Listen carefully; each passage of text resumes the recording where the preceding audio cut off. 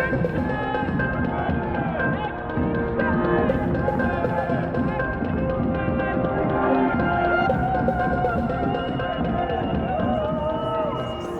here today with a group of scientists who are part of Scientists for XR. We're wanting to align what we know about the science of climate change and the ecological crisis with the action that needs to happen. One of the things we've been very focused on is pushing back against the new rush for oil and gas that the UK government is trying to enable, because we believe, and the science shows, it's completely incompatible with the sort of action we need on the climate crisis.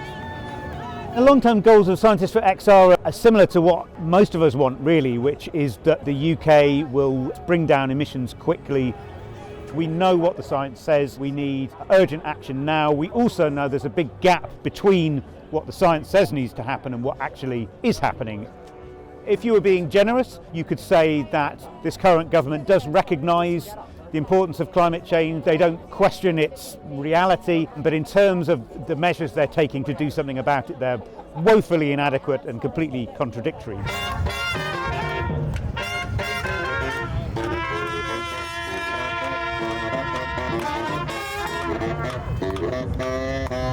Just Stop Oil is a direct action group demanding no new oil and gas licensing or no new expansion or mining more fossil fuels in the UK. Right now the government has over 100 new fossil fuel projects.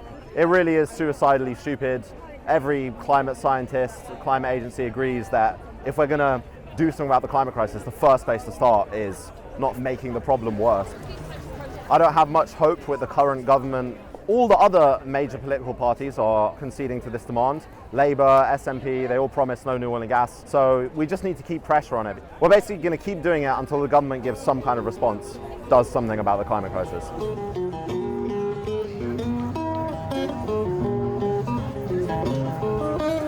Old folk lining up on Baker Street. It's not the bloody revolution that you hoped you'd see. These guys have seen much more than you and me.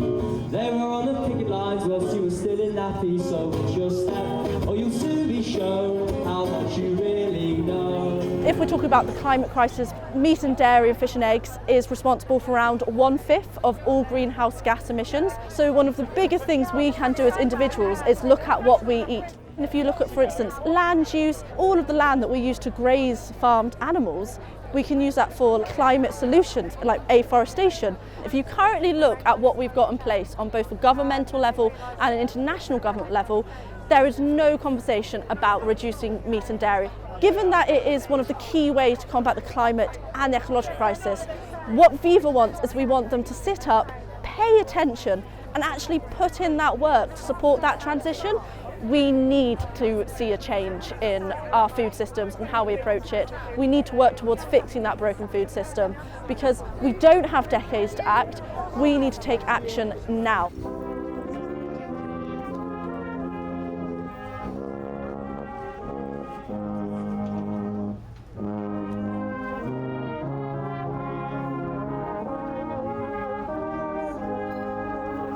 We are Whale and Dolphin Conservation. We're here to protect and restore whale and dolphin populations around the world because what we've done to them over the last few centuries is abhorrent and horrendous.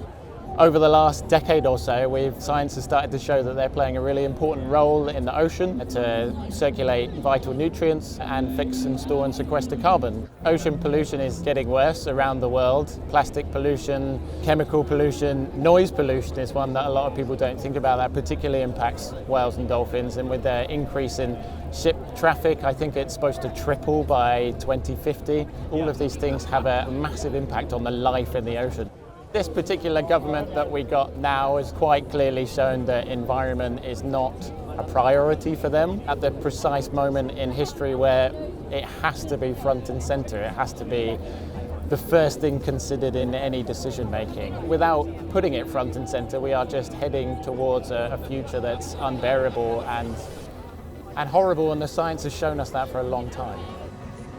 I do have a concern that across political parties, the kind of recognition of the scale and the speed of change that we need to have isn't always there. This is a really huge issue that needs all hands on deck and a lot of attention. That's why I think we need to keep pushing and keep protesting. today in London just shows the massive variety of organisations and people that this environmental movement has stimulated, and people genuinely get the gravity of what we're dealing with. It's just absolutely amazing that this many different groups has all joined together collectively. We're not going to stand for inaction. I'm just so moved, and I'm so excited to what we can achieve together going forward. It's been wonderful. It's been completely peaceful. There's so many people here from so many different backgrounds, so many young people. They are inheriting this world and they have a right to be angry.